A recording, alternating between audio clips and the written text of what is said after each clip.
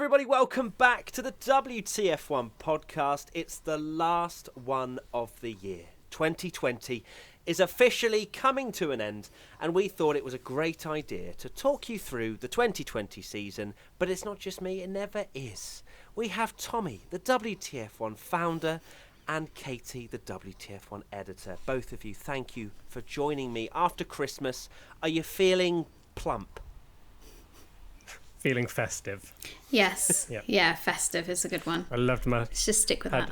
Plenty of sprouts, and the best thing on the Christmas dinner. So yeah. Well, I had to roll all the way to my seat now to do the WTF1 podcast. So yeah, definitely feeling worse for wear now, but it was great at the time. And the fact that you rated sprouts so highly on your Christmas list, Tommy, it makes me feel sick. But we're not going to get into that. That's not what we're talking about today. We're talking about the 2020 F1 season and some key moments from the year. So the 3-word season reviews. There's no races anymore. Aaron _W01, better than expected. Orstographer _ Hambot Ver, Digosta Castro 14, like a roller coaster, Pierre _Dalla Piccola, crazy midfield fights, and Dan Cesari, unexpected and expected. Very difficult to do a 3-word season review, isn't it? Because so much has happened, so many highs and lows, such a crazy year. Do you think that does it justice, Tommy? What those 5 reviews? Yeah, I think it does. I totally agree with the expected and unexpected. We'll go into sort of how we rate 2020, but it's been a strange year where it's managed to be the most predictable season ever, yet also the most unpredictable season ever. It's really strange. So is Dan Cesari your alias account then? Unexpected and unexpected. It's You just wanted another account. three. Yeah, it's just you, isn't it? You just love getting them. Yeah. Oh, sorry, Katy. No, I was just going to say, I agree. I think when we'll talk about it, but when Australia was cancelled, we all sort of thought, is this season even going to happen this year? But we've had so much unpredictability, but at the same time, seen the same kind of guys winning. So it has been a great season, though. But we'll talk more about that in a minute. I just thought of something quite funny when we did our first podcast, which feels for the season, I think it was pre-Australia. I remember when we were sorting the podcast thumbnail out and we were talking about COVID and not really knowing how serious it was going to be or if it was cancelled, if it was going to be cancelled. And there were a lot of talks that may be cancelled or we didn't really know at the time.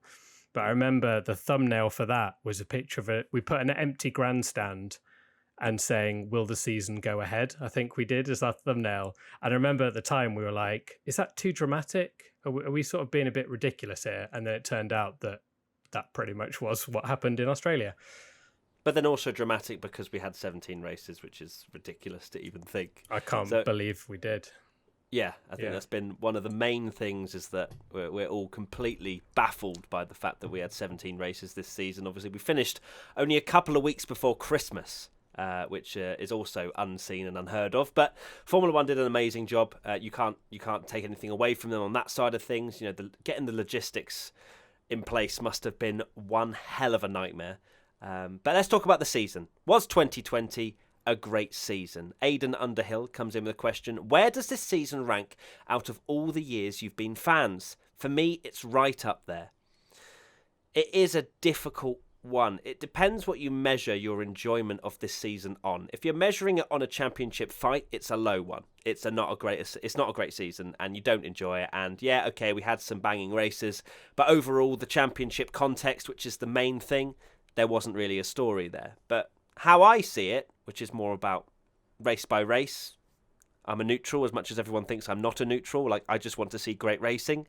Fair enough. There are a few drivers I'd like to see do well, but there's not that. For me, when I was a kid, when I was watching Schumi, if Schumi was out the race, I'd lose interest. Whereas this, it doesn't really bother me that much. And the fact that we had so many iconic races that we will remember until we're old and grey, I think that in itself makes 2020 an amazing season. The likes of Turkey, that's something that we've never seen before. And to go back to such classic, iconic tracks that, to be honest, I don't think we would have seen for many years to come. In normal circumstances, and perhaps never for some of them. Perhaps Turkey will never see again. But for me, it was an amazing season. It was nostalgic, and it was one that I'll definitely remember for both good and bad reasons. Yeah, it's maybe a little unpopular, but I don't think the on-track action was maybe as amazing as other seasons that we've had in the past. That we had some amazing races. It seemed like this year there was sort of almost no middle ground, where the race was either absolutely dreadful and nothing happened, or it would take one tiny thing, Monza, for example, of a safety car, and it just threw the whole thing into chaos. And I feel like that is almost like an occurring theme now with this season. But I'd go even further with what you were saying, that we obviously live and breathe Formula One, and there's a lot more to it than just the races. Don't get me wrong. The first thing and most important thing for me in F1 will always be enjoyable races. But I think the fact that you had all these this amazing drama off track as well, having the new winners, Russell going into a Mercedes for a race, new tracks. The silly season was absolutely so much drama, nuts. Wasn't it? It was drama. The narrative of the season, and I think best racing season ever. No, most memorable. I think everyone's going to remember 2020 just because of the drama. Like you say, there was so much going on all season. It seemed like you wouldn't go even when there wasn't racing on 3 days without some kind of ridiculous and huge Formula One story happening. It certainly kept me in a job, that's for sure. Because every other day it was like, oh my goodness, this news has broken. This has happened, a silly season or whatever, or so and so's got COVID. I think if you had said to me, what are your 3 wishes for the 2020 season? Obviously, one of them would be to make sure that everybody's safe and healthy with the COVID. But more race winners is always something that us fans are wanting, and more people on the podium. And we got 13 different podium finishes this year, to visit new locations, because I think because we travel to the same places every year, we've said it before in the podcast, teams have heaps and heaps of data. They know exactly what to do if it's a relatively smooth race, and it can become very predictable. And as much as I hate to associate the word boring with F1, races can become quite dull.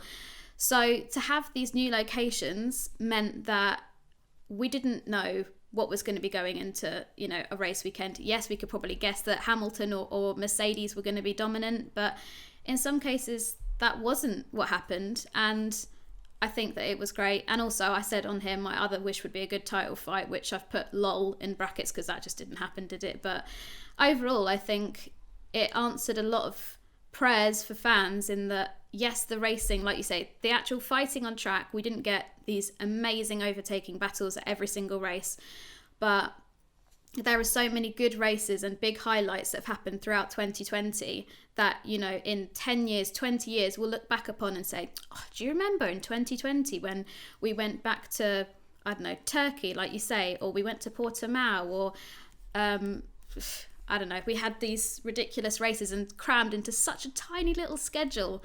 I mean, we had the triple header towards the end of the year, which unfortunately there's another one of those coming up next year. But just to have so many races in such quick succession was amazing as fans. But for those of us that worked in F1, my God, I was exhausted after it finished. Yeah, you can only imagine how people actually down on the ground felt as they finished in Abu Dhabi, but not even crossed the line because they would have then had to pack up. But when they got home after that and hopefully get back to their families for Christmas, some didn't, did they, if they were trying to travel back certain places? Yeah, it's just been an awful year, but the fact that we've been able to, the Formula One as a sport has been able to put this on for us has been nothing short of incredible, and hats off to every single person. I know some F1 personnel for some reason listen to this podcast. Well done. It's been incredible to see, and your dedication, of course, hasn't gone unnoticed by fans, or I hope the teams as well. Speaking of COVID, obviously it mixed up the calendar this year. We've mentioned it. Donald Ames comes in with a question. Anything you'd carry over from the COVID era into future non-COVID seasons? Tighter schedule, changes to locations, back-to-backs? For me, I don't think a tighter schedule, as much as I got used to a Formula One race pretty much being on every single weekend, it's not it's not feasible. That was done purely for an emergency situation. I think in terms of the scheduling, it should be as it was. I know they're still trying to creep in more and more races, and it's getting a little bit ridiculous in terms of what's expected from Formula One teams. But I'm all for changes to locations. I'm all for having a mystery track or just one a year, an iconic track comes back that they put all the resource behind to make it happen, because I feel like that's something that it mixes the season up a little bit. It keeps it interesting, and I think it's something that it does genuinely just spice up what would be a normal, solid calendar that we're used to most of the time. I know we do get new tracks, although those new tracks are very questionable. But I'm all for keeping the history of the sport. They're so into keeping Monaco because of its heritage. Well, what about bringing the other tracks that have brought so much history to the sport that have just been pushed to the wayside? As long as it doesn't cost too much money, I think they should do it. Yeah, I think the obvious one there, and I'm sure 99% of fans will answer this question with the very same thing, that we just got to see Formula One in new locations and new tracks, and it just made it so much more exciting, like we mentioned in the previous questions. In terms of the schedule itself, it's an odd one, because the off season, I guess in theory we had almost a longer off season, because it's weird to think that this season started in July. Was it July or June? I can't quite remember, but July. So it's really tightly packed. So essentially you did almost a full season in half a year, and then had half a year of not racing, which I'm sure the teams maybe wouldn't have minded having a bit longer of an off season. But the thing is, if you spread out a 23 race season and you're having gaps, there's not really a gap to do anything anyway in the 2-week gap. Whereas I'm sure team personnel and stuff would much rather have a longer off season and then just go absolutely ham for it. So yeah, I think the obvious answer is just new tracks, but unfortunately, I don't think that's going to happen again.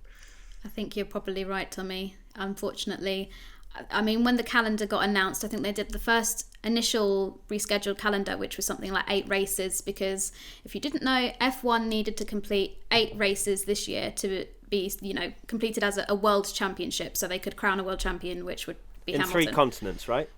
I'm not sure. They say that, but I don't think that it was. Didn't happen, did it? I think it's just Did it not happen? Asia, Europe, and no, they didn't do Americas. They didn't do South America. They didn't do. It's interesting, It was because when all it was in first Europe and- formed, it had to be 3 continents over 8 races. But then, Yeah, that was what the. I guess yeah. they can they can change the rules if they want to. Yeah, I think. Yeah, it's not going. They're not going to say it doesn't count. Yeah, exceptional Imagine. circumstances. At the end of the year, they go, who's going to tell Lewis that this championship doesn't count and he doesn't have the record? Yeah. Sorry. They we do messed the up. whole prize ceremony, and they're like, "This isn't real. Psych. Wait, we didn't race in America. Oh, no. This was just a rehearsal for 2021." Oh, Sorry, imagine. Katie, were you adding anything there? No, I was just going to say, we're talking about the calendar and things. When it was announced that we had, the 2 races at the Red Bull Ring, and then Hungary, Great Britain, Spain and Belgium and things like that. Looking back, because I rewatched all of the highlights yesterday, and, Austria started off as a great race, whether that's because it was the first race back and everybody's like that first day back at school, everybody's quite excited. And then the races, took a bit of a dip and were quite dull. And I mean, there was the race in Silverstone where, everybody's tyres seemed to just explode at the last lap. And then it took another dip. But then when we started visiting the older tracks, with the exception of Monza, which obviously we go to anyway, places like Mugello, Nürburgring, Portugal, Imola, Turkey, those races are the standout races of the season for me anyway. I'm not sure if the fans will agree, and they're the ones that we went to that we haven't been to in years and years, or if ever. So I think it says a lot that, for me, the best races of the year were the ones where we hadn't been to in a long time or before. But it could just be chance. Even Sakir as well. Oh yeah, the new Sakir. layout. So yeah, that's another thing I will add. Not just new locations, but new track layouts. I think we said it on the last couple. And that's something that can be done at some circuits easily, right?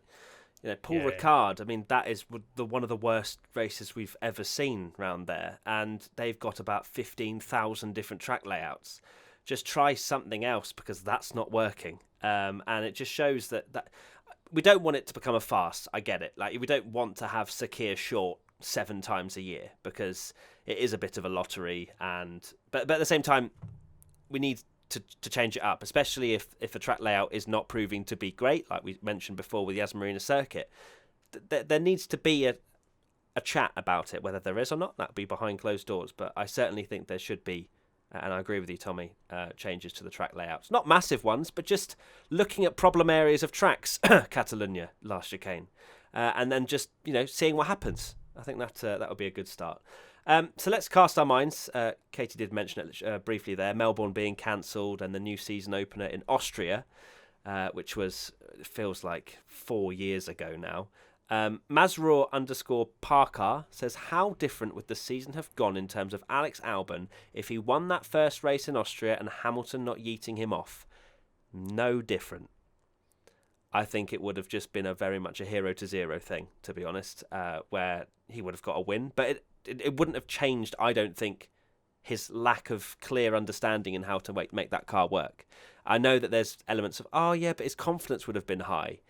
I mean, he had 2 podiums and then pretty much backed that up with a poor performance, or there wasn't anything. It wasn't like he continued his run of form after getting a great result in Mugello, for example. So for me, I don't think it would change anything. It would have just been Alex Albon, right place, right time, and the rest of the season would have panned out pretty much the same. We interrupt this WTF1 podcast for a very quick chat about our sponsor for this episode, and you will have heard of them before. It's ExpressVPN. ExpressVPN is a simple app for your computer or smartphone that encrypts all your network data and tunnels it through a secure VPN server, so your internet service provider cannot see any of your activity. Just think about how much of your life is on the internet. Sadly, every site you visit, video you watch, or message you send gets tracked by internet service providers. They can then hand over your information to government agencies, even when you've done nothing wrong. That's why I recommend ExpressVPN as the best way to hide your online activity. You just download the app, tap one button on your device, and you're protected.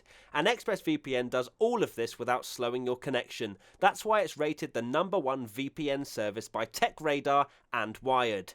So stop handing over your personal data and protect yourself with the VPN I trust to keep me private online. Visit expressvpn.com/WTF1. That's expressvpn.com/WTF1 to get 3 months extra free. Right, back to the podcast. I think if you look, I was looking back at Alex Albon's results after Austria, where obviously you can argue that he lost a win. It wasn't that bad. I know he was not on the pace compared to Max, but he finished 4th, 5th, 8th, and 5th. Not that bad. Bad. Look, people are going to be coming in the comments saying, Tommy, you and Matt have been roasting Albon for the entire season. How do you respond to that? No. And then go, actually, it wasn't that bad. Because I've not finished my point, Matthew. Yes, but you triggered me. Anyway, okay. Sorry. Well, you didn't trigger me. You triggered the fans in my head that I could see them writing it. Anyway, carry on. But I think the real pressure point came in Monza, because if you look at his results after Monza, like you say, he got the Mugello podium, but then 10th retired, 12th, 15th, and I don't think he really recovered from that. It's difficult. And some of them were crazy races as well, weren't they? Monza. That's the thing. Monza was Monza was crazy, and he was nowhere. I know Red Bull aren't particularly great there, but even Sakir, I can't. But it's not the same car, is it? Sakir is one of those where I think Albon finished 6th or 7th. Can't quite remember what it is. And you go, okay, 6 is fine, but when no Mercedes and Verstappen and Leclerc aren't in the race, 6 isn't a good result. But the thing is, you messaged me at the start of the Sakir short one, and it had been like absolute chaos, and Albon had made no positions up.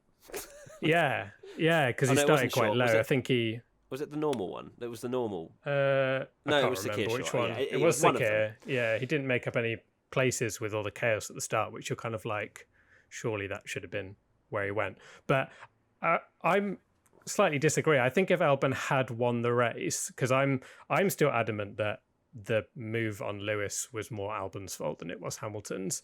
I'm still willing to die on that hill. But I think if he'd have won that race, he would have at least proved to Red Bull that given the opportunity, he can take it. And I think it would have been a much harder situation for Red Bull to drop him if he'd have got a win. But the fact that he didn't win, and like you mentioned in the previous podcast, Albon couldn't have written a worse script that the two people he's competing for a seat against won races in midfield cars. It couldn't have gone any worse for him. So I think if he'd have won that race, I personally think he might have had a chance, and maybe he'd have been more confident and improved.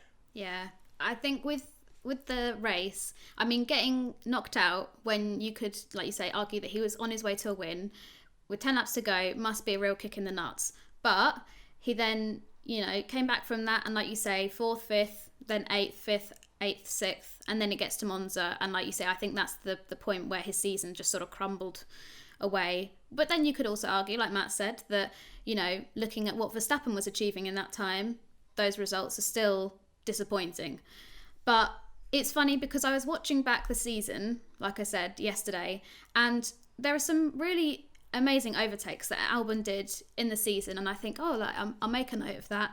And then I look back and I think, well, hang on a minute, that's a good overtake, but that's for 11th, and Verstappen is up in 2nd, and it's things like that. Yes, things like pit stops have probably put him in that position, but for most of the season, he's not had that pace and hasn't been able to keep up with Verstappen. I'm sure having Verstappen as a teammate seems like an impossible task. I mean, look at Valtteri Bottas and how it has been for him having Lewis Hamilton as a teammate. It's very evident that you're a number 2 in that team, and to have the mental strength to approach every single weekend like, I can beat this person even though they are arguably, the best in F1 at the time. That's, I admire that. Fair enough, because I don't think I'd have the mental strength to do that. I just think, well, I'm rubbish and all that sort of thing. But I think that he's just had a shocker of a year. And I mean, I know that I haven't been on the podcast since it was announced, but obviously Albon is now no longer in a seat and Perez has taken that seat. I think that was undeniably the correct decision Red Bull made. But I don't know. Maybe we'll see Albon in F1 again, but if we do, I think it will probably be in quite a while, because at the moment I don't think anybody really is that keen to bring on somebody like Albon when he's had such a shocker of a year in a car which, Max Verstappen at one point was fighting for 2nd in the championship. So I don't know. That's my point. Yeah, I think Red Bull have kind of hinted at the fact that 2022 maybe that's when they bring Albon back in, maybe a year of learning, that sort of stuff, because obviously Perez is the right decision without a shadow of a doubt. And Perez will also give us a great indicator as to whether that second driver seat is cursed or not. If he's up there with Verstappen, like Webber, Ricciardo, that kind of Webber to Vettel matching kind of thing, where it's a few tenths here and there. Webber will win a few, Ricciardo will win a few, but the problem for Albon was that he never showed up to any race and was quicker than Verstappen, not one. So you can't really say tracks didn't suit him or whatever. Like, there wasn't one glimpse of real hope where Albon was even on the pace of Verstappen. There wasn't one. Tell me one occasion where Albon did. I can't think of one. Can either of you? No, there wasn't. Because even Mugello, it was the Red Bull was clearly the second fastest car. And Verstappen didn't even enter the race. So, yeah. And that was the problem. And that was the problem for Red Bull. I think they would have maybe kept Albon had Red Bull had that advantage over the midfield for the entire season, because Albon could have slotted in P4 most of the time. And we saw that in Mugello and a few other tracks where Red Bull were closer to Mercedes and further away from the midfield. But when the midfield were nipping on the heels of Red Bull a few tenths behind Verstappen, that's when Albon just fell so far back and then just gets stuck and then complains about dirty air, the car not driving properly. They race me so hard was a very poor choice of words, wasn't it? At Nürburgring, I think it was. But look, there's no doubting that Albon has an overtake in him. I think he's got great racecraft. I think when he tried to go around the outside of Hamilton, he thought he was in a simulator rather than the real thing. But it was still audacious. Too much twitch. And fair play for going for it. But he's got the drive. I think he genuinely does have the eagerness to win and to do well, but just couldn't get his head around that Red Bull, which we saw with Pierre Gasly. So it may not be the end for Alex Albon. He's got to count his lucky stars that he even got to Formula One, because he wasn't even supposed to be there. He was supposed to drive in Formula E. So yeah, I reckon that Alex will still have a shot at a seat later down the line. It just depends how well Perez does, I guess. Moving on. Unless, Tommy, you have anything else to say. Moving on. No, I'm glad to be talking about Alex Albon for the last time. Well, not in a horrible way, Alex. Not in a horrible way, in terms of just every question we always get on the podcast is about Alex Albon. Alex. Let's talk about some more positive news and the new winners in 2020, which we have briefly touched on. Gasly in Monza and Perez in Sakir. Ellis Spearman 22 says, who was your shock performer of the year? Someone who over or underperformed, considering the car or circumstances? Big question. I think my shock of the year was Sebastian Vettel and how unbelievably off the pace he was for the majority of the year. I know people will get on their tinfoil hats and say it's this, that and the other. His car had 4 brake horsepower, blah, blah, blah. It was still my shock of the year. But in terms of overperforming, I think Gasly. Gasly was brilliant for a lot of the year. He fell off towards the end. Kvyat started to get a measure of him, but there were still so many standout performances from Gasly that he was my overperformer. Yeah, underperformer, definitely Sebastian Vettel. There's no two ways about it, regardless of whether the car's not suited to him. At the end of the day, he's a 4-time world champion, and he's got the chance for redemption now in a new team. So we'll see how that goes. But in terms of just this season, yeah, 100% agree. Vettel underperformed. Overperformed, Gasly at the start of the season, Perez at the end of the season, I think, were the two sort of standouts in the midfield. At the start of the season, Gasly, it was just like, oh my word, where's Gasly just seems to be in the form of his life. And then at the end, that happened to Perez, where seemed like Racing Point, Perez seemed to get on top of it. Maybe you could argue maybe they were a bit more comfortably the third best car by the end of it, but Perez was absolutely maximizing it. If things had gone another way that wasn't his fault, he could have maybe even ended the year with 5 consecutive podiums, which would have been an unbelievable performance. So yeah, Gasly and Perez. And then, shout out to Verstappen and Leclerc, but I mean, they're just you just expect that from them. That's not a disrespect. If anything, it's a compliment. But those two are just proving to be next level. And I think those two, I guess the problem with Leclerc is he just had a few very silly moments as well, which unfortunately ruined it for him. But I've gone with similar, paths of things with you guys. I've put with impressed, because these are drivers that I wouldn't expect to be as competitive as they were. I've seemed to have just collected a whole list of them. I've put Sainz, Gasly, Perez, Ricciardo. I think Ricciardo's had one of the best years of his F1 career. Lando Norris. I've put Leclerc in there, which, like you say, he had moments of complete stupidity, but then he's also had other moments of brilliance. Comparing it to somebody like Sebastian Vettel, who is in my underperformed column because he just had a shocker of a year. Stroll as well, underperformed. He had a great start to the year, but it just all seemed to fall apart from, I think, probably about Mugello, really. Albon, and I've put Bottas in the underperformed column as well, because I think this was probably his worst year with Mercedes, in my opinion.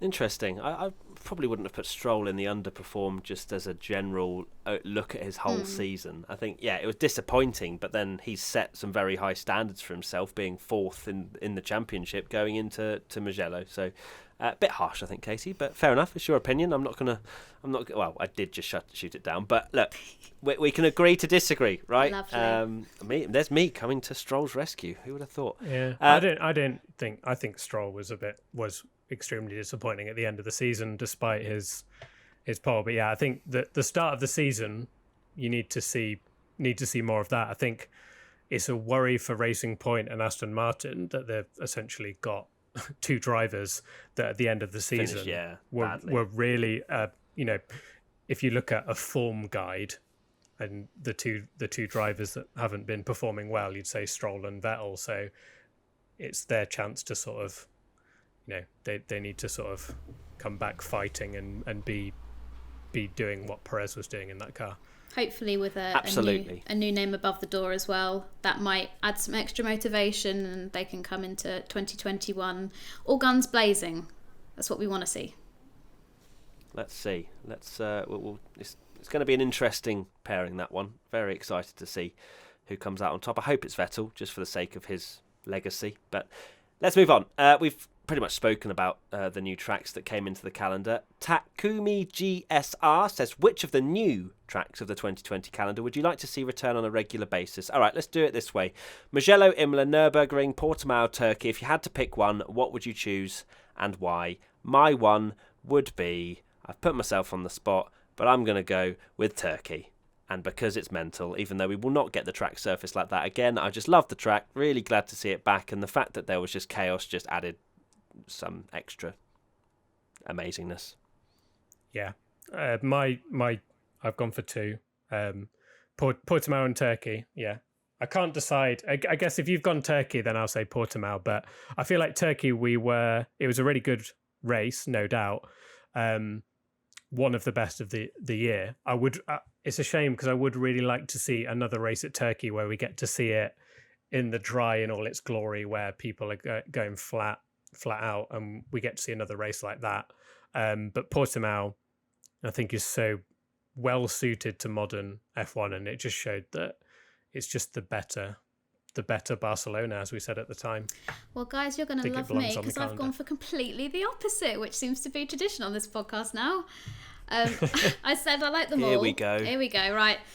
Get ready, guys. I said I like Sakir because that really surprised me. I thought it was going to be completely terrible, and it actually ended up being one of the best races of the year. And I said Nürburgring as well because... Oh, okay, Sakir. So we're putting the short in the new track element. Okay, all right.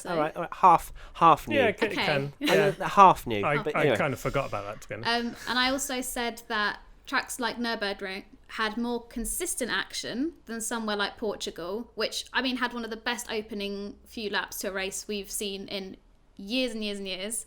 And I think my 3-word race review at the time was make Portugal permanent, but it then became quite stagnant afterwards. When looking at my race review, all my 2/3 of it was like lap 1, lap 2, all the things that happened, and then it sort of was like lap 33, lap 45, and I said Turkey was fun, but it was because a big part of it was because of the track surface, and it was a bit like dancing on ice. So I don't know if I'd really rather prioritise something like Turkey over Nürburgring. But anyway, I'm here all day with unpopular opinions to get shot down, so come at me. Yeah, you're trying to trigger me here, Katy. I mean, you're speaking badly of Turkey and we haven't even seen it high speed, but I think it would be awesome. But yeah, no, I mean, there wasn't really a wrong answer, to be honest. They were all pretty good. That's true. Apart from maybe Imola was a bit meh. Apart from Kate's answer. Apart from Katie's answer. Anyway, moving on. We've spoken about tracks, I think, enough. Lewis Hamilton, of course. How can we forget? 7-time world champion. I mean, he just, every single season, rocks up and is just ridiculous. He's in a different level. Doesn't get the praise he deserves, I don't think, at this stage, but just purely because he's deemed as having the best car. And I don't think it helped that George Russell popped into his car and pretty much would have beaten Bottas and taken the win. But I don't think it takes anything away from the consistency from Lewis Hamilton and just what he brings to a team. It's no mistake as well that he's there, and Mercedes, he doesn't just get in. The thing that really triggers me, and I'm not trying to get angry or go on a rant here, is that people think that Lewis will rock up at 10 a.m, pop in for FP1, do a few laps, go back to the hotel or something, or just chill out, back for FP2. He puts in so much work. All the drivers put in so much work, but the teams that move forward or stay at the front, it is clear that it's not just the engineers. Like, the drivers have to give a huge amount of feedback and work so hard in order to nail the setup week in, week out, and all that sort of stuff, that it kills me that Lewis Hamilton is almost like deemed as, he wins because he's in the best car. But he literally makes the car with the team. Anyway, let's not get angry. But do you get what I mean? Yeah. I mean, you can see his, he returned after one race in Abu Dhabi, wasn't 100% fit. Mentioned that he lost, was it 4 kilos, 6 kilos? Can't remember what it was, 4 kilos due to COVID or something. And, he's straight back in the gym saying, like, need to get back on it. And I think what impresses me most about Hamilton, and I know, again, this is the most annoying argument in the world, that, he's always had the best car, which he hasn't. And, he's had a winning car, yes, but he has won in every season that he's competed in, and teammates in that car haven't always won in those seasons. And I think the most impressive thing, like you say, is the fact that he's just on it, and he just doesn't quit. Like, he never seems to have a day off, which I'm sure is a pain for Bottas, because Bottas should be there to pick up the pieces, but Hamilton more than ever now just seems to just be relentless with it and just getting better with age. And even when you don't think he's going to do it in races like Turkey, he just pulls out an unbelievable performance. So yeah, I think this year, yes, his car was amazing, but it's what you do with it. I think I still think Verstappen's answer to that question in the press conference was absolutely perfect, where he said, of course you need him in the car because he's going to make a difference when things are not going right. And that's exactly what he did in Turkey. He is so focused and determined. And like you guys have said, it's no coincidence that the Mercedes is just so good. Yes, they've got hundreds of thousands of people in their factory back in Brackley and all around the world that make sure that car is competitive as it is. But Hamilton and Bottas, they both have a part to play in making sure that car is one of the best that we've seen in this era of F1. And like you say, it does frustrate me too when, recently Hamilton won Sports Personality of the Year, for example, and that triggered a lot of people on Twitter who don't watch F1. I mean, you don't have to watch F1, everybody's entitled to their own favourite sports and stuff. But the people who were saying, it's ridiculous that he's won this. All he does is drive around in circles in a car that's, 100 times faster than everybody else's. And that's just so not true. And I'm sure all F1 fans watching this were probably as triggered as I was to see all of these things on social media. I avoided responding to any as much as I wanted to. But it's, that balance of man and machine. And Hamilton just completely aces it every time. So yeah, I'm pleased that he's got that 7th title. Just imagine how much more simple life would be if you had one of their brains. Like, just he's just going round in circles, mate. It's easy. That's the thing. They don't see all the fitness and how much they have to. It's not, you're not driving, a Mini Cooper around Tesco car park, are you? It's completely different. I think the best response that I've seen to that about Hamilton, the best car, I think it was Niran, I think, quite a lot of people know that, said something along the lines of the official FNG. Carry on. Yeah, the Lionel Messi would not be considered the world's greatest footballer if he was playing for Scunthorpe United. You need some part of it, but that's a team sport as well, and he's the best, and he's got into a really good team and been able to prove himself. Hamilton's got into a really good team and been able to prove himself. It's the same thing. Like, the best car argument is just the most frustrating thing to watch, and the most annoying thing about it this year is people have short memories. The 2017 and 2018 Ferrari were a lot closer. Vettel was leading the seasons for a lot of the part, and then Hamilton just turned up at the end of the season and was just relentless and just won loads of races, and you could argue that the Ferrari was on the pace of Mercedes that year, and because I think Bottas maybe won one race in 2018, maybe didn't even win a race at all.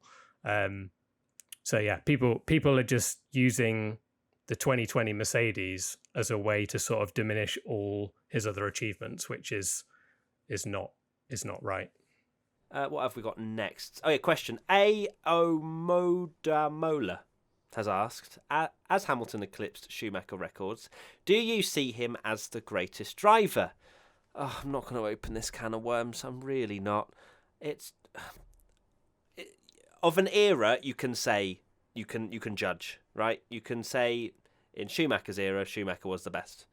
In Hamilton's era, he's the best. I don't think you can deny that. Hamilton has proved that he has the adaptability of a driver to drive any kind of car. Yes, they are quick, but any kind of car. Like, he's not a Sebastian Vettel, for example, who would win in a Red Bull that suited his driving style, and that was it. But then as soon as he went and got a car that he didn't like so much, or he moved to Ferrari and didn't get a car he particularly liked as much either, it showed. But with Hamilton, it just didn't ever seem to really pick up. As obviously people have preferences, but the difference is Hamilton has shown that he can win in every single season he's taken part in. And that, for me, yes, Hamilton is the best of this current era of drivers. You can't say of all time, in my opinion. But yes, he's in that conversation, but you can never label someone as the GOAT, in my opinion. Yeah, it's impossible to compare eras. There's no right or wrong answer at the end of the day. It's just opinion. For me, Hamilton, I think, is definitely put himself in that ballpark. And people that say Hamilton's the greatest of all time, I don't begrudge people for saying that, because I think what he's done,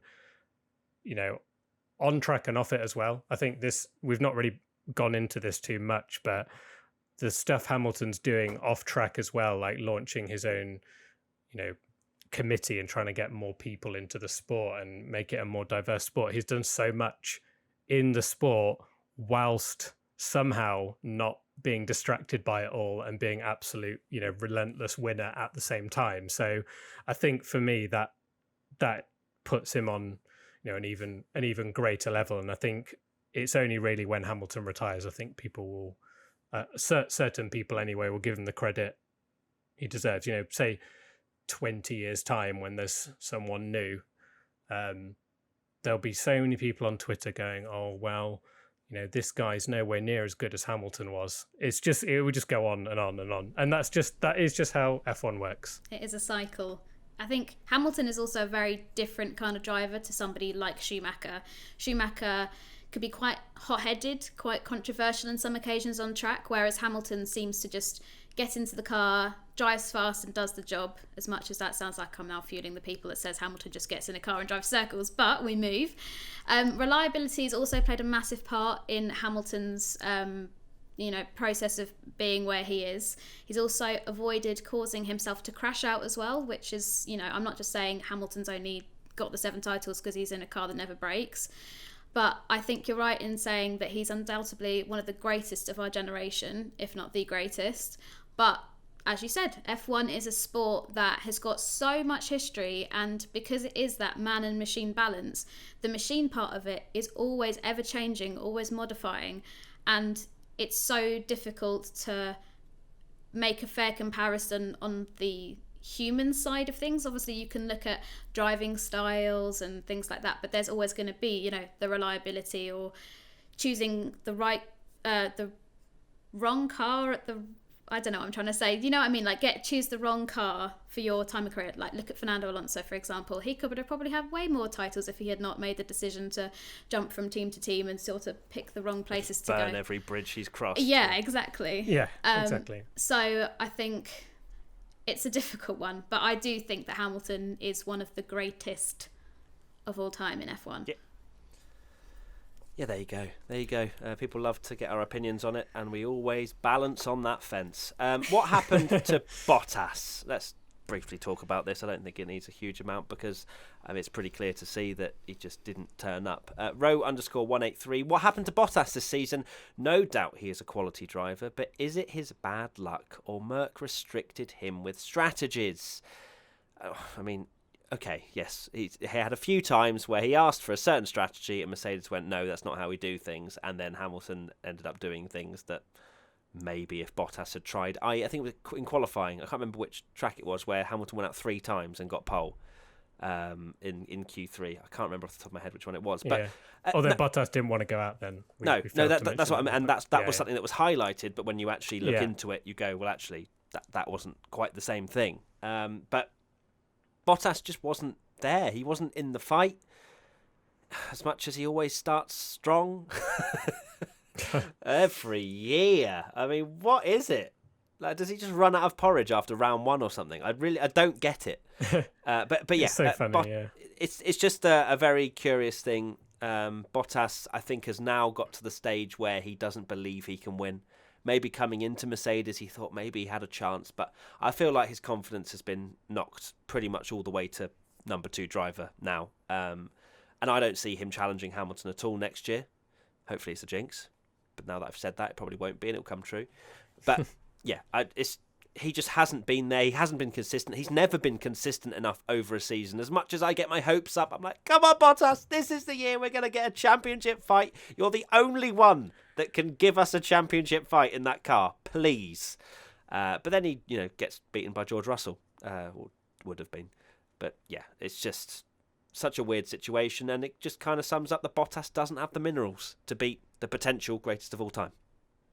Yeah, it's a bit of a cliche, but you do a lot of the time, like, you make your own luck. And I think I don't buy the Bottas bad luck thing at all. I don't really get why that narrative has sort of come out at the end of the season. Yes, there's been a few moments where Bottas has been a little bit unlucky.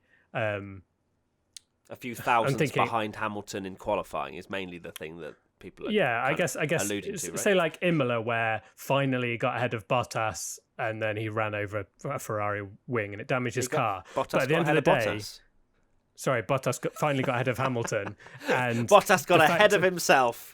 The fact that he was leading, the fact that finally he's leading and then he hits the debris first, gets a damaged car. That's one incident. You can say, oh, Hamilton was really unlucky in Monza because of the fact that he was leading, and then you'd go, well, this is where Bottas has now got luck because Lewis Hamilton has been dropped right to the back, and Bottas still didn't win the race when the only cars in front of him was Alpha Tauri and McLaren and a Racing Point. And it's not like sorry, Tommy, it's not like Bottas finished 20 points behind Hamilton. Hamilton was on 347 points. Bottas 223 and had an extra race. And another argument, who no one seems to say that Max Verstappen was really unlucky, and he had 5 DNFs that weren't his fault and still almost beat Bottas in the championship. At 5 DNFs. That's over a quarter of the season that he's not finished, and he's still almost beating Bottas. Bottas didn't have anywhere near that many retirements that weren't, his fault and stuff. And you can look back and say, oh, Bottas has had, a couple of retirements, whereas Hamilton never retires. But you can't just add 25 points on every time Bottas retires. I'm thinking Nürburgring, when he had the problem and did retire, it came after he locked up, had a massive flat spot, lost the lead to Hamilton. Is that bad luck? Do you know what I mean? I don't buy the narrative. Like, sometimes you do make your own luck. He's in the dream car that everyone wants to be in. How is that unlucky? We've just spent the whole podcast talking about how these new tracks have been able to produce some really surprising and unexpected results. People on the podium that we weren't anticipating. And like you say, Tommy, it's in those moments where maybe Lewis had struggled or things like that Valtteri should just be completely grabbing it with both hands and, putting himself in that first place position, and he just wasn't. And he'd had so many shocking starts this year. It seemed every other race, whether he started on pole position or he started second, he either fell back or, didn't really do anything, didn't go and try and overtake Hamilton. I think just looking at Sakir, for example, Russell starting in second, and Russell was so close to Bottas as well in that qualifying session that Russell was just absolutely able to give it the beans and get into turn 1 first ahead of Bottas. Yes, Russell is, an exceptionally talented driver, but that shouldn't be happening. Bottas should know that car inside out. He should know exactly what to do and, how to put his foot on the gas as soon as those lights go out. And it just hasn't happened for him this year. And there's so many occasions of where he's lost, 4 or 5 places on the opening lap. I'm trying to think back. I think it was probably in Monza maybe, or if not Tuscany. But he had real troubling starts. And also looking at Turkey, he qualified 9th. Yes, the track conditions were completely mad and it was quite a disturbed session, but he then finished the race 14th and had about 1,000 spins in the process. Whereas you look at Hamilton, who had obviously the same car and had the issues that all the other drivers on the track suffered from, which was the difficult track conditions, but he still managed to make it work and then got the victory. So I think he's a good bad luck, mate. Bad luck. Clearly bad luck. I think honestly, he's a good he just kept coming across lots of banana skins. Yeah. Every time someone was pushing his rear round, like there's just people on the track just pushing. Yeah. Disgusting. It's shocking. But, yeah, I mean, hopefully Bottas doesn't get as much bad luck next year of spinning on his own. Right, moving on. Ferrari's nightmare season. At Chocky_milk_man says, can you see Ferrari getting back to the top of the pack in 2021? Or will 2022 be the year? 2021, if you're a Ferrari fan, just put it in the bin. Yeah. Go and watch something else. Hibernate now. If you are genuinely, if you just want to see Ferrari do well, don't bother next year. It is a write-off. It's going to be exactly the same as this year. 22, however, who knows? We could have Williams at the front. That's the exciting nature of the new regulations. I think a lot of the teams, especially the likes of Ferrari, won't be putting a lot of effort into 21 because they're too far behind. They can't get the gap back, although they do say they got a better engine, have they, for next year or something? But either or, I don't think you could get a worse engine. It needs to be a rocket ship. Because Leclerc and Vettel, I'm pretty sure, were pedalling round for most of last season, or this season just gone. But yeah, I think 21, write it off, Ferrari fans. Go into hibernation, stick your head in the sand, whatever you want to do. And then 22, you just got to hope to God that Ferrari have sorted it out. Because if they haven't in 22, it might be a very long wait. Yeah, they've got... So the rules are... I'm sure everyone knows by now, but the rules are obviously staying the same, and they've delayed the big rule change that was going to be 2021 an extra year because of COVID. There is, for the people that love a conspiracy theory, the wind tunnel time that you get for your 2022 car is based on how low you finish down this in the 2020 championship. So the fact that Ferrari have had a shocking season mean they'll get loads of wind tunnel time for 2022. I don't think they've written off a whole season, all that embarrassment. Surely not, just for that. But there's one for the conspiracy theorists. But yeah, there's not going to be a lot of change. I think the most interesting thing is just going to be how Sainz can do compared to Vettel next year. But there's no expectation on Ferrari next year as far as I'm concerned. It's all down to 2022. If they're that bad in 2022, that's when we need to be like, okay, Ferrari, what is going on here? And that's when we could see Ferrari leave the sport, right? I mean, if they're not at the threat. Yeah, exactly, if they're not at the top, Ferrari have no reason to be in Formula One, in my opinion. Yeah, exactly. So we just need hundreds of millions that they get paid every year. But apart from that, I agree. Well, they don't get paid. They don't get paid that anymore, do they? Yeah, I think they're getting rid of that now. So yeah. Oh, bye Ferrari. See you later. Mm-hmm. I think you guys pretty much hit the nail on the head. I very much doubt that, like you say, unless they fit a rocket ship to the back of their cars next year, it's probably going to be much of the same. Hopefully, it won't be quite as an embarrassing year as 2020 has been for them. Their worst constructors result in 40 years. But I don't know. I think Charles Leclerc is going to have a lot of pressure on his shoulders because I think quite a lot of Ferrari fans and probably people within Ferrari, are now going to look to him for that guidance and support that Sebastian Vettel was able to give them this year. I think they'll hopefully let Carlos, sort of get his feet. What's the feet under the rug? Is that a phrase, or have I just made that up? Sure. We'll go with it. But, get Sounds settled. like you. Yeah. I think I've just made that up, guys. But I'm pretty sure. Why would you be settled if your feet is under the rug? that sounds more like a trip hazard. Yeah. Right. What I meant to say is... Get they'll settled. Let Carlos get settled. Yeah. I don't know why I'm coming up with all these random phrases, but hopefully that they're a bit more competitive next year is what I'm trying to get at, but it seems unlikely. Cool. It's all right. We've all had some Baileys before we came on. Yeah, I'm literally looking at Christmas. 2 massive bottles of Prosecco in my kitchen as I'm recording this.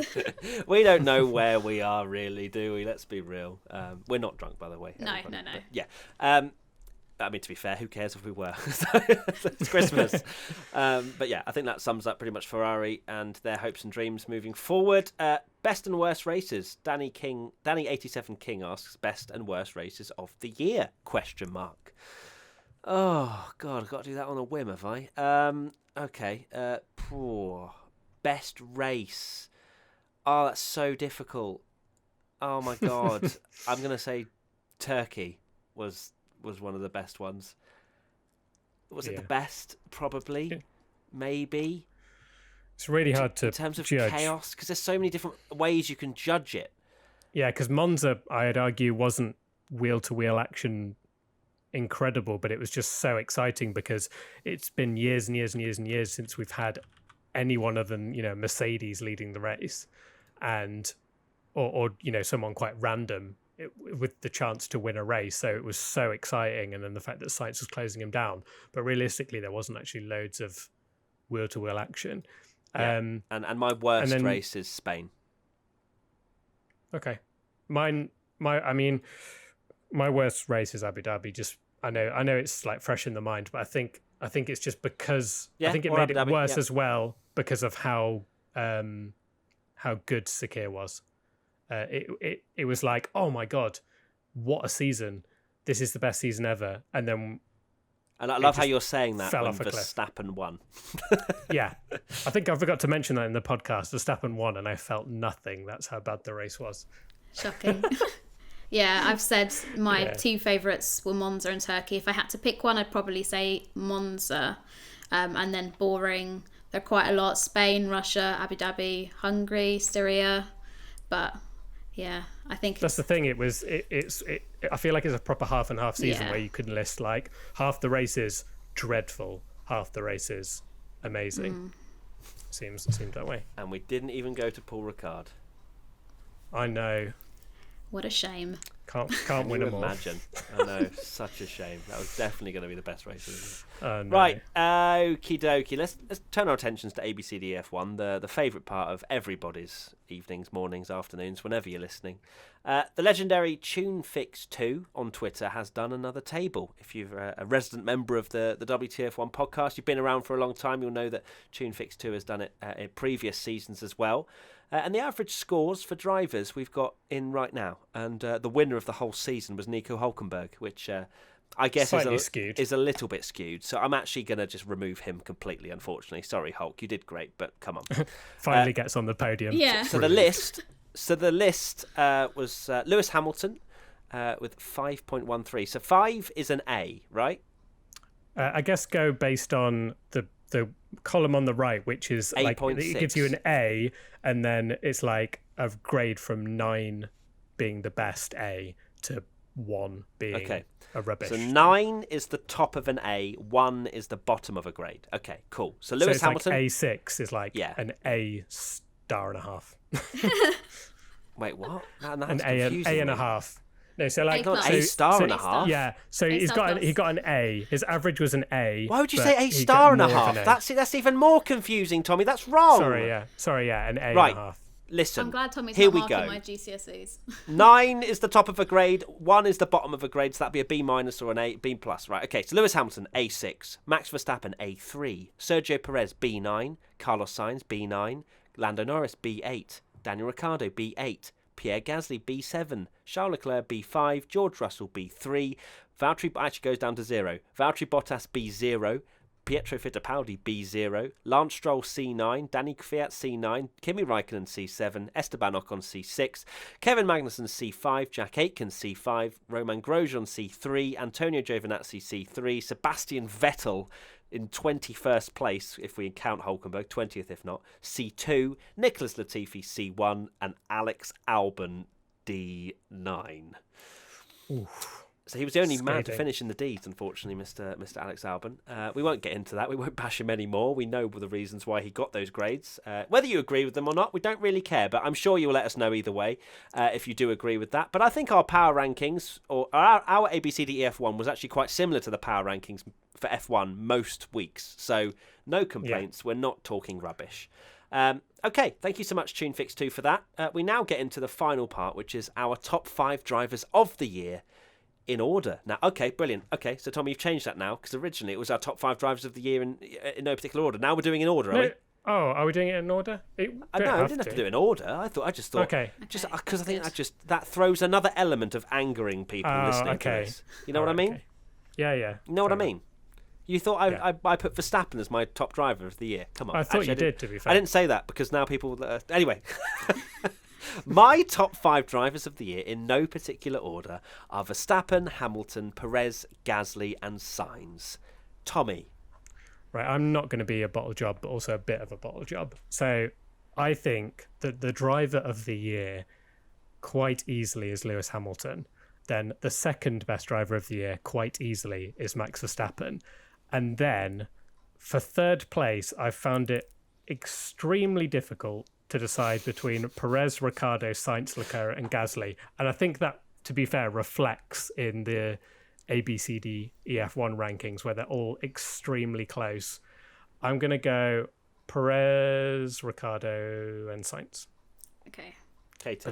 Mine in no particular order, which I did change because I copied and pasted them into the chat and I got completely cancelled. So now I'm chickening out and changing it them. Didn't make any sense. Anyway, carry on. I know, I can't believe I put Sebastian Vettel as my driver of the season. No, I've said Perez, Hamilton, Ricciardo, Verstappen, and then Gasly as my top 5. Okay, people are going to be angry now that Tommy's done a rating and we haven't. I'm going to rate it right now. Hamilton, driver of the year, yes. Verstappen second. Perez third. Everyone else, difficult. Perez third, Sainz fourth, Gasly fifth, Ricciardo sixth, Leclerc seventh. There you go. Okay. I'm not too. Yeah, I wouldn't disagree with that too much. Yeah. I just find it really hard from third down. It's annoying that Gasly really similar. Gasly finished his season so badly. Not badly, but I mean in terms of comparing it to Kvyat, he finished a little bit meh. But if it just continued a decent run of form, I think he would have easily been in fourth.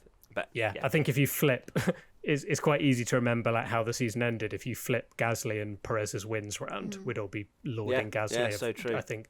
Or if we'd stopped at Mugello, Stroll would be in this list. Katy. True. I will go Hamilton, Verstappen, Perez, Ricciardo, Gasly as my top 5. Okay, so lovely. Those last, it's been I think it's really easy the first 2, and then the next 5 are just really hard to choose. Because I think if you think Leclerc's had such a good year, but he's made some mistakes that has just dropped his average down so much. Yeah, absolutely. Yeah. Well, there you go. Cool. Lots of talking points that I'm sure you'll be disagreeing or agreeing in the comments. Please be nice with everybody. Put your top 5 in the comments. Put your top 5 drivers of the year in the comments, and well, we'll see what storm that produces. But yeah, on a brief, just to talk about 2020. Thank you so much to everybody that has listened to the podcast, supported the content. Reply to us on Twitter, get involved with us on social media, anything and everything, even if it's just watching. Genuinely, your support has been amazing this year. That the channel has continued to go from strength to strength, especially on socials as well. YouTube, everything, and we absolutely love providing you with this content. Even though I still can't wrap my head around why anyone watches us three talk, but hey. It's as long as people like it, we'll continue to produce the content. but we really hope that we can meet you guys in 2021. We get to meet more of you, see some of you that we've spoken to before at tracks, at events, things like that, because we really do miss that side of the job. At least I do. And I genuinely hope you all have an amazing New Year's. It has been Christmas, so I hope you, or whatever you celebrate, I hope you've had an amazing holidays with your family, if you have been able to see them. And then in the new year, I hope it's amazing and we have a much better 21. Fingers crossed. Absolutely. Yeah. Hard to add to that. and you know how good I am. Tommy, at final thoughts. You know how good I am at final thoughts, but no, completely agree. Appreciate all the support. I still, it's unfortunate that we've not been able to meet anyone at races because it was so amazing last year and we got to meet people and they told us face to face. But it's nice that we've had some messages of people saying that, which you said is so bizarre to me as well, but that enjoy this podcast so much and listen to it every single week, and it's helped them through a difficult year, which I find crazy, but I'm glad we could be part of that. So yeah, happy new year everyone. And I'd also just like to say a huge thank you to everybody for making me feel so welcome, because I joined WTF1 back in October, and obviously was a new face on the podcast, and everybody has sent me such lovely messages, even though some of my opinions might be a bit spicy, but a huge thanks to everybody for welcoming me to the WTF1 community with such open arms. And like the voice said, I hope you had a lovely time over the holidays, and have a happy, healthy and successful 2021, and hopefully we'll see you next year. Awesome stuff. Yeah, it's been great to have you on the podcast, Katy, and I guess it's been all right to have you still here, Tommy. I know, just kind of bored of you at this, but I'm checking. I can't even keep a straight face to that. It's been a pleasure, both of you guys, for creating content throughout the year, and for you guys for listening. Also, check out ExpressVPN that's sponsoring this podcast as well. The links will be in the description as per always. And that's it. If you want to send us any suggestions for 2021, use the hashtag WTF1 Podcast. Get involved with us on social media. And that is pretty much it. I'm not going to leave it with more final thoughts because I feel like you've both wrapped it up beautifully. So we'll see you, all of you wonderful people, in 2021. Bye-bye. Bye. Oh, waving for the last time this year. It's so sad. Oh, yeah, it's so emotional that I'm going to be speaking to you next week when it's 21. Yeah, perfect. I know. Like anything changes. Bye. Bye.